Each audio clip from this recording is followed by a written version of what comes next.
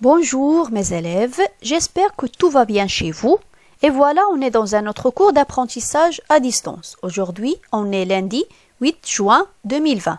On aura la correction de l'évaluation. La première question, c'était « Mettez les phrases à la forme négative ». La première phrase, je regarde encore les publicités. Bon, si on a encore, ça devient plus. Bon, on va dire dans la négation, je ne regarde plus les publicités.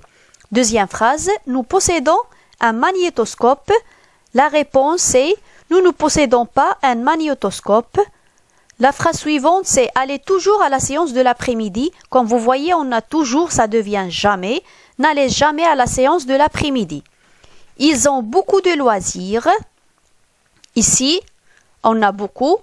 Comme vous voyez, c'est devenu guère. Ils n'ont guère de loisirs. La phrase suivante, il y a toujours un entracte avant le film. La réponse, on a toujours, ça devient jamais dans la négation. Il n'y a jamais d'entracte avant le film. Deuxième exercice, on a réécrit ces phrases à l'impératif présent à propos de la conjugaison.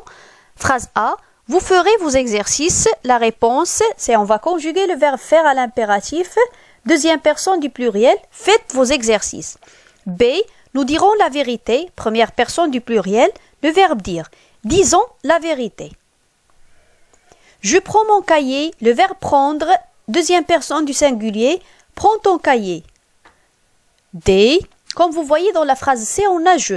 Mais parmi les pronoms personnels avec lesquels on conjugue un verbe à l'impératif présent, on n'a pas je. On a deuxième personne du singulier, c'est-à-dire tu. Pour cela, on a dit prends ton cahier. La phrase D, il lit l'histoire, le verbe lire, lit l'histoire, tu, le verbe partirait, en voyage, tu partirais en voyage, verbe partir, part en voyage. La phrase F, nous écrivons la leçon, le verbe écrire, première personne du pluriel, écrivons la leçon.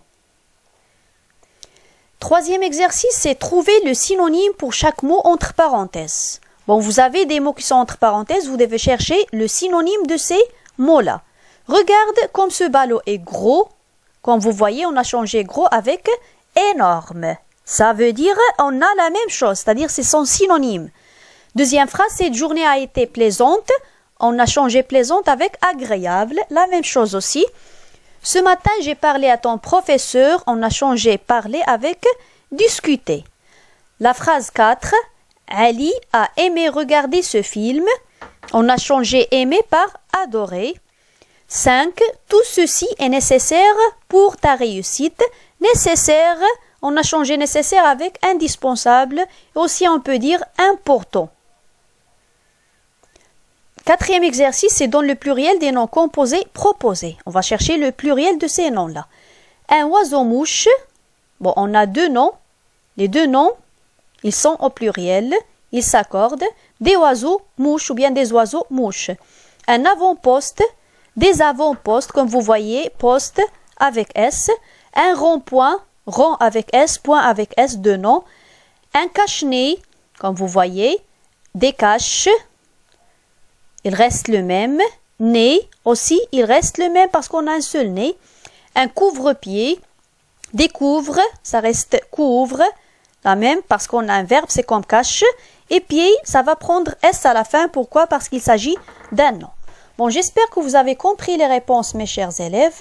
Vous allez prendre les cahiers, bien sûr. Vous allez commencer à répondre à ces questions-là et à très bientôt. Bon courage, mes chers élèves.